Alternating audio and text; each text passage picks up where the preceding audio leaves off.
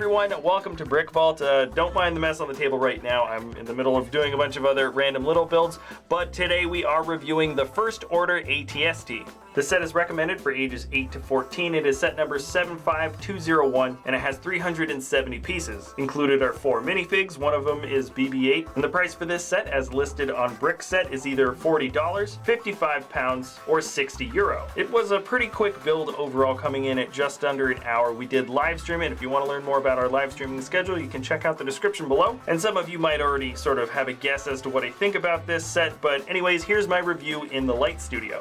Alright, so here is the set in its entirety. I gotta say that the build for the ATST is, well, unsurprisingly disappointing. The thing is that this build should never have really been made. That's been sort of my sentiment about the set from the get-go. I know a lot of people have sort of shared the same idea, and basically, yeah, what the heck is the point in getting an incomplete ATST? Sorry, spoiler alert, this isn't what the new First Order ATST looks like. This is a headless ATST because it corresponds with sort of the scene that these characters kind of come from. So the whole idea is that BB-8 can sit right in there and he kind of helps support cover fire or something and creates an escape for the characters. Honestly, yeah, it's not that great of a concept of a set, and so I think it's going to get pretty low scores just because it's something that basically shouldn't have existed. But anyways, I'm going to go into the logistics of what this set actually is. So I'm going to move the minifigs out of the way and let's knock out the bigger section. Let's check out the ATST. So when checking out this ATST, I gotta say the first thing that we're really looking at, the first thing that really pops out to me is the fact that this build, despite the fact that I don't like the concept, is also, I don't like the fact that it's a copycat from the original ATST, or sorry, the last ATST that came out from a year earlier from Rogue One. So you can see this one that came out the year before. It's almost the same build style for both of the legs, and it's just like, I don't know. I don't know why it's so dang similar. I guess it sort of makes sense that it would be so similar, but it just feels sort of weird that it's such a minimal amount of effort to get this thing built back up to where it was before. So let me take that back out of the shot and get into the logistics. I guess there are play functions for this thing. You can ratchet the joints up and down. Let's see, you can have this thing looking, I think that's probably as high as it can look up. Maybe if I ratchet it up one more, yeah, it'll start to lean back and fall over. And I think maybe you can kind of get it into a walking thing. There's not that much weight on the top of this, so you can actually kind of get it into a weird wobbly semi-walking pose, which I guess sort of works, but not really in a whole lot. The only other thing that moves around is the ratcheted part for the gun, and of course the head can spin around in 300. Can it go in 360 degrees? I guess not.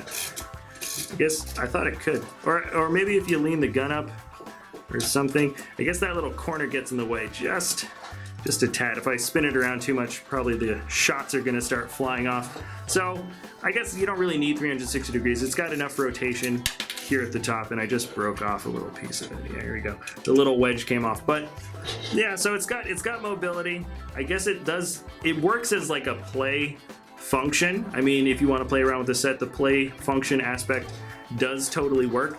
The spring-loaded shots stick out here in a really sort of ugly, obtuse way. I'm not a big fan of it, but you can just press down, and they do. Whoa, that one came right back. I kind of have a curved wall now for the Lightroom, so they sometimes those shots come all the way back. But anyways, so yeah, you can shoot these things around. It does look a little bit sort of funky and ugly. This little piece in the front kind of rotates. I'm not really sure what that's for. And then at the top we have sort of a seat. We've got a little detail right there. I think that's just kind of a basic sticker. And right, BB-8 sticks in there.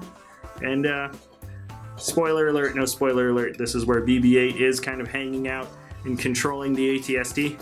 And yeah, I don't know, not a whole lot of fun details here. The whole thing just kind of feels a little bit funny, but hold on, let me get the ratcheted piece back to where it should be. That is the ATST. So the play functions work in their own kind of funny way, but a lot of the build style was just sort of copycatted from a previous model. And I mean, oh yeah, forgot to say, yeah, this is also the same design as the previous model. You can twist a little knob in the back and make the head move around independently. So, I don't know. Take with it what you will.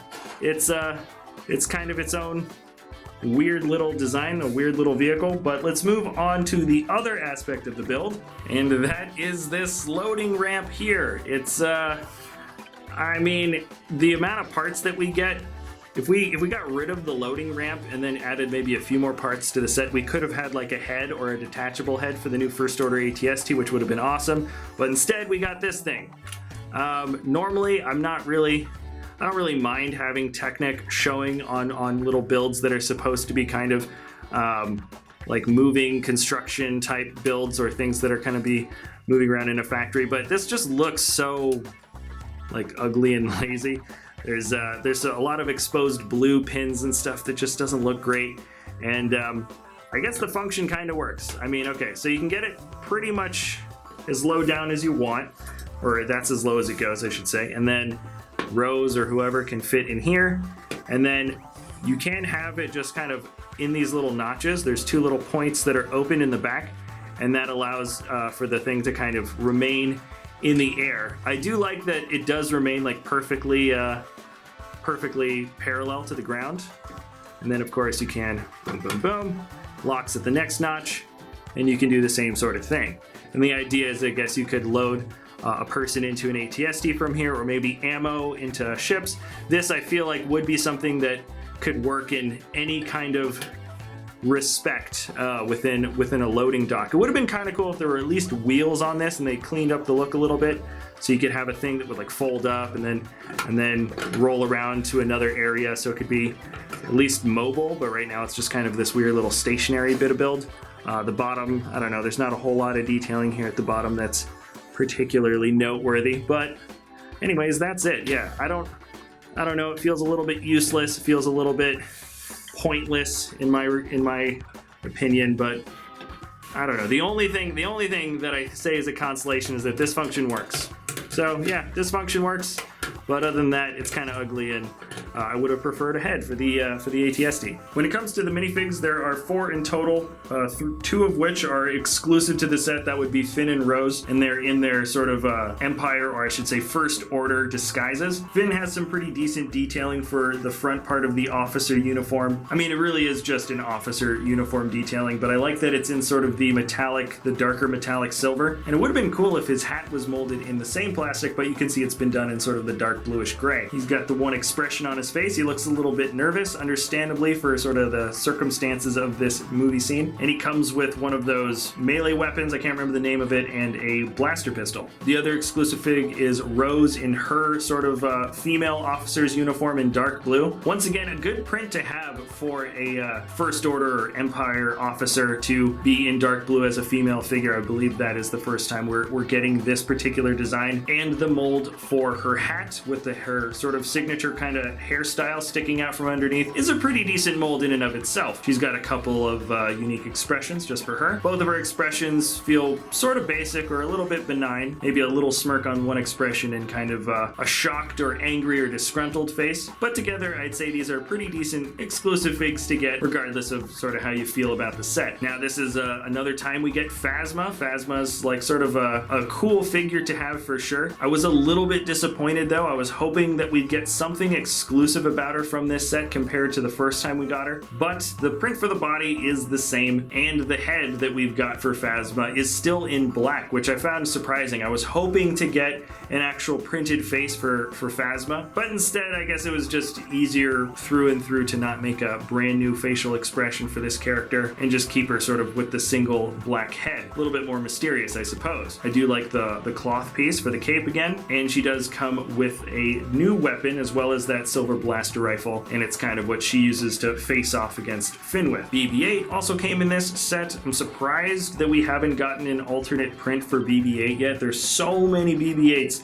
in so many Lego sets, and there's definitely opportunities to have put some different print detailing on him, but no, it's the same guy. Still a pretty decent looking Lego figure nonetheless for this little astromech droid. Alright, so the entire set is here all together. Final thoughts, unsurprisingly, are that it's kind of like my least favorite Lego Star Wars set that I've seen in a while. The AT-ST, just by concept, shouldn't have been produced incomplete as an actual idea for a set. I feel like that was a mistake from the get-go, and it feels just especially bad considering we have a really good AT-ST set for Rogue One out right now, where the design is very similar, just better, and in sort of every respect this set feels like sort of a step in the wrong direction. Currently we want to be building up a spaceport area in our studio, and I honestly don't think that little platform transportation thing is even good enough as like a little detailed piece. We're probably not even going to use that. Maybe parts from it, and just make a better platform in our later mock. And I gotta say, the only thing I really can't complain about too much with this set are the minifigs. Finn and Rose are decent exclusive figs. Phasma's always cool to get. Slightly disappointed that we didn't get an expression for her, but that's okay. But yeah, at the end of the day, this is currently my least favorite set for 2018, at least from the Star Wars line. And at this point, I just hope they don't drop the ball any further for the rest of the year. Essentially, this was just a bad idea that ended up getting produced, and every now and then there is just kind of a stinker of a set that comes out for the Star Wars line. Hopefully there aren't too many more like this for the rest of 2018. Alright, so that was it for the review, everyone. Thanks a lot for watching. Remember, if you enjoy our content, you can always like or subscribe, and we'll see you next time at BrickVault.